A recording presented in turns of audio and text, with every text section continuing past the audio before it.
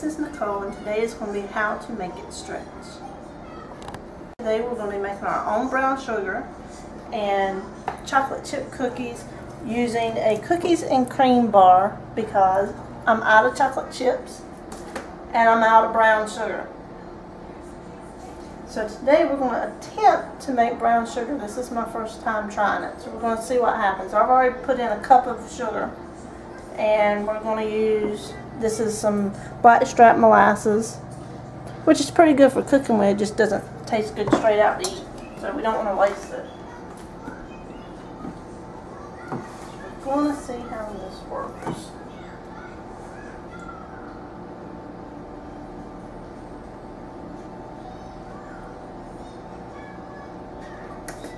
Just pour a little bit in until you get it where you like it.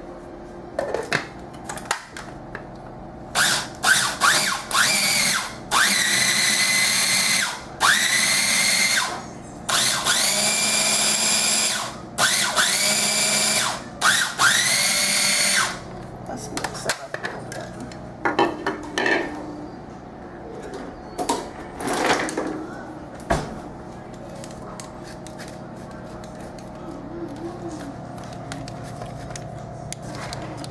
Probably need to add just a little bit more. Maybe not. We'll try it before we add some more.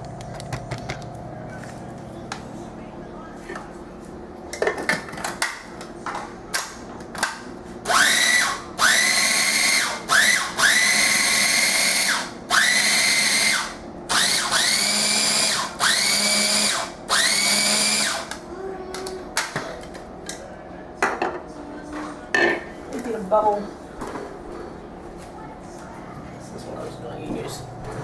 I think that's good enough. It's going to be a little bit of more of a dark brown sugar than a light.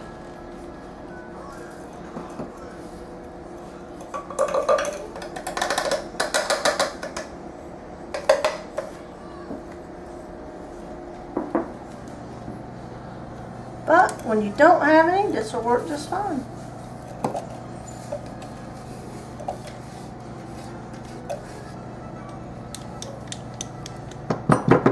And there we go, brown sugar. And the husband's going to give it a taste. Tastes like brown sugar? Fairly good. Alright, we'll be back in a minute for the cookies. Okay, on to the cookies. The recipe I use, this is my general recipe for sugar cookies, chocolate chip cookies, pecan cookies, whatever. And it's called Color Fetty chocolate chip cookies, but it's the best recipe I found, so I use it for pretty much everything. And it comes out of the 100 best favorite brand name recipes. I have no idea where this book comes from. Yeah. I've had it forever. Colorific. Colorific. Colorific chocolate chip cookies. Okay, so first thing we have to do is cream your butter. I've already got one stick in.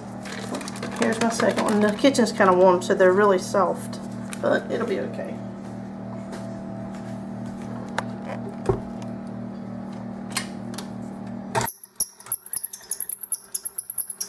Excuse the squeaking. I've had this thing forever.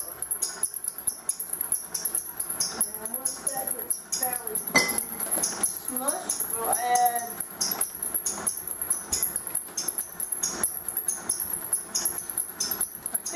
cup of granulated sugar, kind of eyeballs.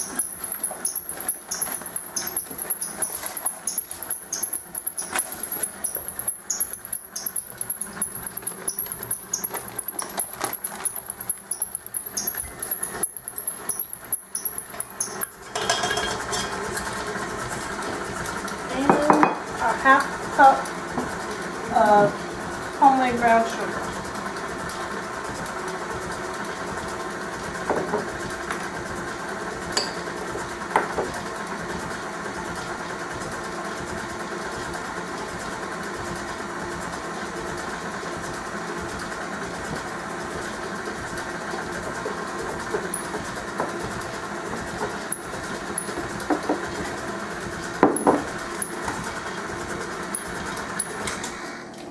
this, I'm going to stop the mixer. Okay. let it mix in. And while that mixes, we will put in the rest of our dry ingredients in here with our flour, which is 2 cups of flour. And I just put it in a large bowl so I can get the salt and baking soda mixed in well. Are you already preheating your oven? I'm already preheating the oven, and because I'm using a quick bake feature, I'm cutting the temperature by 25%. It would normally be at 375, but with using the quick bake, I need to turn it down to 350, or you'll burn your cookies. Let's see.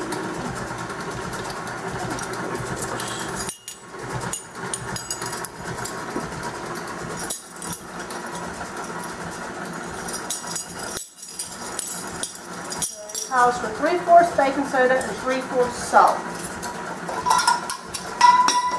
I will pick that up and take care of it later. That's 1/4,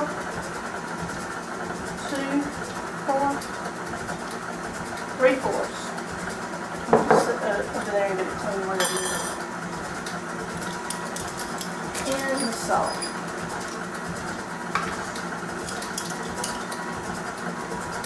One, 2,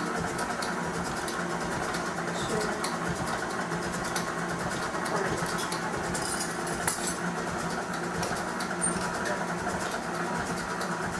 Okay.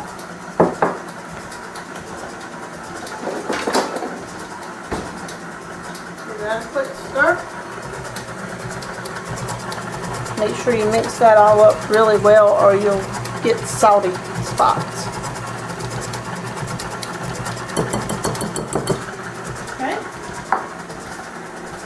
Now back to the sugar mixture. We're going to add, let's see, 1 teaspoon vanilla extract.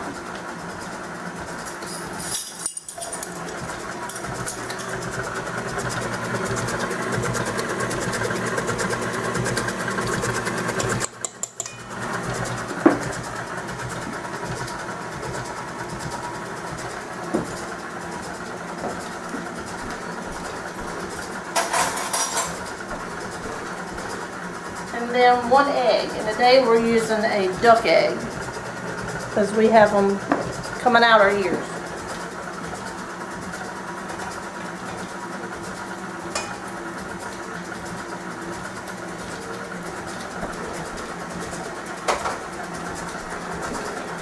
Let that mix.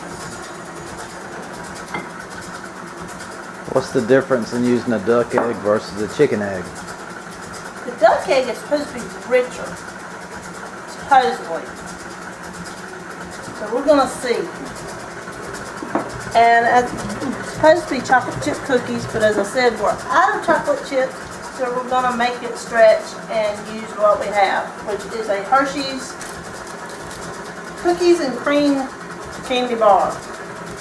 We're just going to kind of chop this up.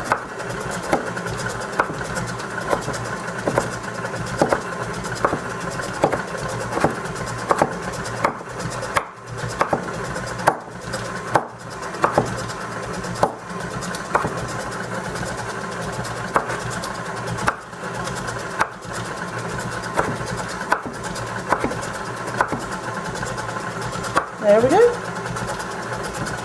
So hopefully this turns out good. And now we're going to start. If we have any left when the husband finishes eating them, we're going to start putting in the flour. I just add a little bit at a time. So I can attempt not to throw it all over the kitchen. And just slowly mix it in.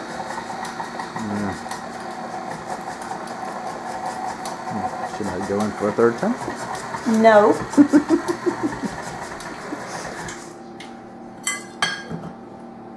I turn the machine off between each time I put in the flour because I have a tendency of making a cloud all over the kitchen otherwise.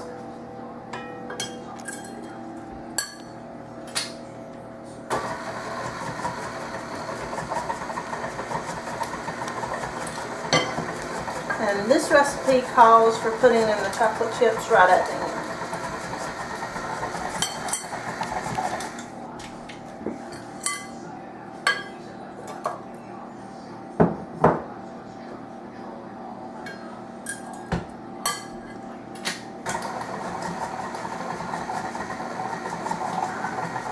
You want to come look inside here?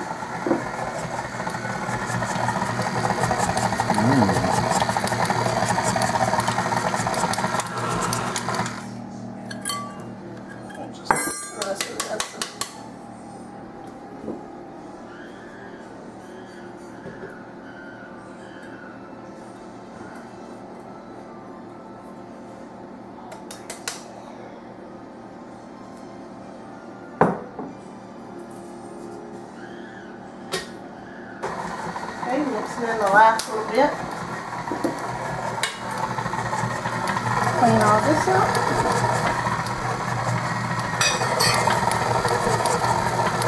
What'd you just eat? Nothing. We're not going to have any chocolate left by the time he's finished.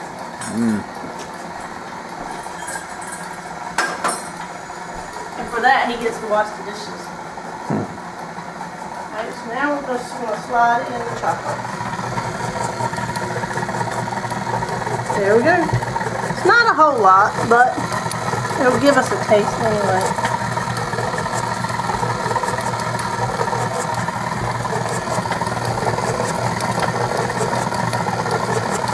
Okay. We'll come back in a moment and put them on the pan. Get all of this off.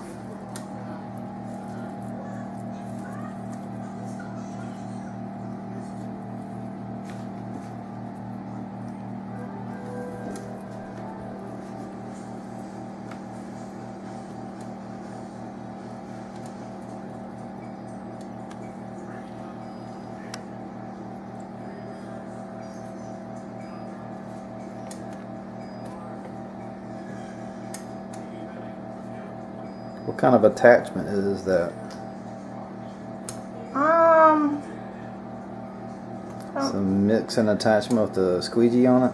Yes, it's an accessory you can get for the KitchenAid. I'm not sure who makes it, but it's the best thing I've ever gotten. It helps kind of scrape off the bottom and the sides, and so you don't waste have any. to stop and do it by hand. It's really made a difference.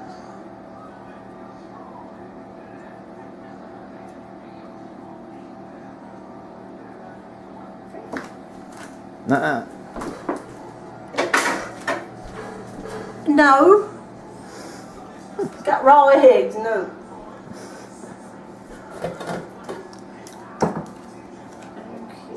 We'll be back in a minute when I get my pans out. Put these on the pan, and I use just 2 regular spoons. And I like a good sized cookie, so it's pretty big. And just plop them out. This recipe, I think, says you're supposed to be able to get 3 dozen out of this. I never knew. I might get 2 dozen, but I like good sized cookies.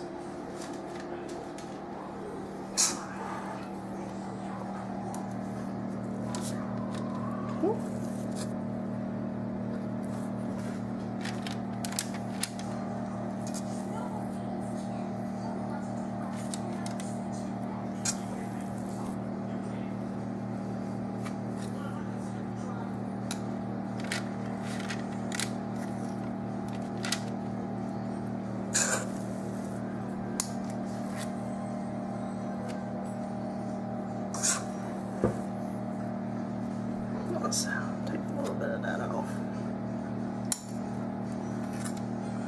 Okay, 1 tray down.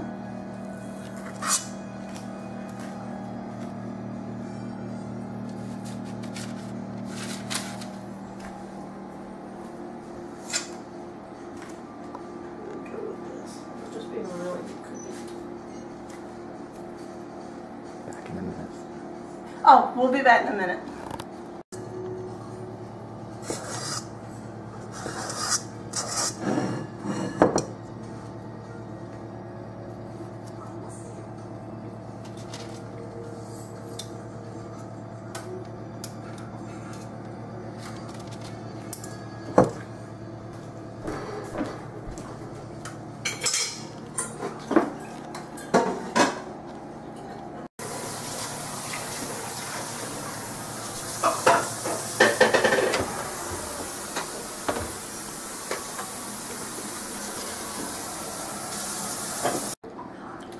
Alrighty, our cookies are done, and we got a total of 27 cookies out of this recipe.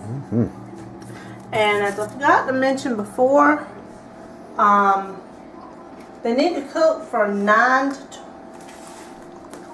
to 10 minutes, but mine took 11 minutes. They took a little bit longer, but they've turned out really good. This is how to make it stretch. Good cookies. If you like this video, like and subscribe. Thank you.